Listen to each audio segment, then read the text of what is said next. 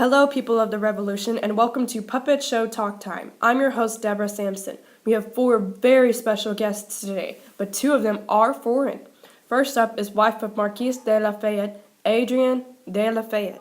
Bonjour. And how are you today? Good, I am good. I'm glad to hear that. Would you like to tell us your story, please? Oui, I'd be glad to. At the time, my husband was my fiancé when he joined the American Army, Marquis de Lafayette. He was only 19 years old, and I had feared that he would die before we were married. Valley Forge was where he joined the Americans after the signing of the Treaty of Alliance, which was, as you know, after the Battle of Saratoga. This battle was the turning point of the war.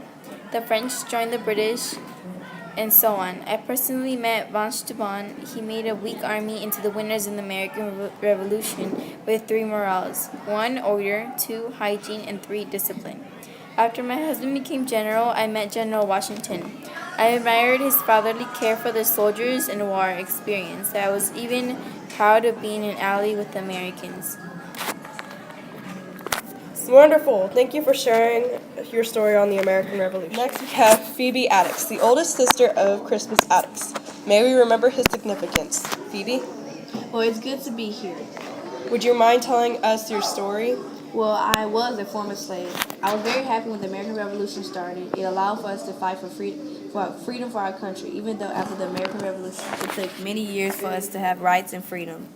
Many of you may know my younger brother, Crispus Attucks, who was the first person to be killed in the Boston Massacre on March 5, 1770, as an African-American patriot or former slave. This tragedy hit my family hard. We were all shook by this death. The American Revolution transformed the history fighting for freedom from Britain. The road to the American Revolution was a long one. It took from taxes, the Lexington Concord battle, and the Boston Massacre.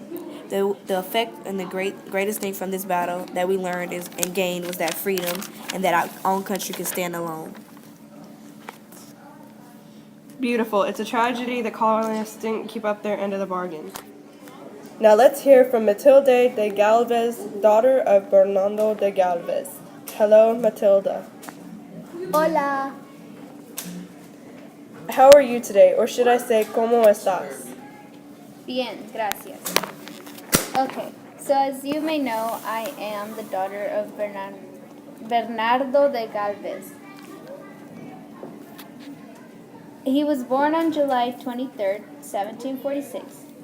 He had great victories that made me a proud daughter.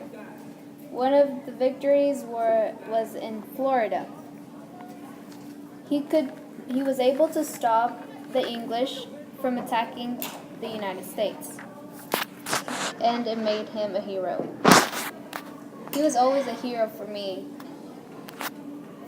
Also, he was the governor of Louisiana, and he did a great job being the governor.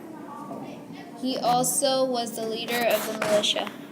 All of these victories gave him the opportunity to expand Spain all the way to the Americas. That was amazing. Now let's hear from...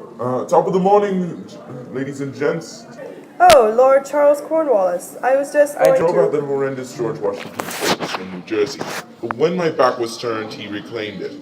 However, I had an impressive victory at Camden, and I thought to myself, can the Americans top that? I originally thought my army had won, but I was wrong. At Yorktown, my forces were fatally wounded and had to retreat, but those Americans were smart enough to ally with the French and cut off our escape. With nowhere else to go, me and my army surrendered on 1781. It was a very bad humiliation, it was. Okay, that was lovely, I guess. Now it's my turn. On May 20th, 1782, when I was just 21, I enlisted in the 4th Massachusetts Regiment of the Continental Army at Bellingham as a man named Robert Shirtleff. On May 23rd, I was mustered into the service at Worcestershire. Being 5 foot 7 inches tall, I looked tall for a woman, and I had bound my breasts tightly to approximate a male physique. Other soldiers teased me about not having to shave, but they assumed that this boy was just too young to grow facial hair. I performed my duties as well as any other man. Back home, rumors circulated about my activities and that I was excommunicated from the First Baptist Church of Middleborough, Massachusetts, because of a strong suspicion that I was dressing in man's clothes and enlisting a soldier in the army. At the time of my excommunication, my regiment had already left Massachusetts. I was sent with my regiment to West Point, New York, where I had apparently was wounded in the leg in a battle near Tarrytown. I had no choice but to tend to my own wounds so that my gender would not be discovered. As a result, my leg never healed properly. However, when I was later hospitalized for fever in Philadelphia, the physician attending me discovered that I was a woman and made discreet arrangements that ended my military career. I was honorably discharged from the Army at West Point on October 25th, 1783 by General Henry Williams, Knox. dial 2865. Thank you for listening and good night.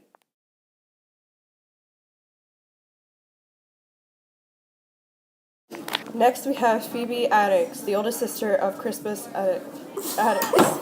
May we remember his significance. Phoebe? Oh my god. Oh my god, Travion! Ready?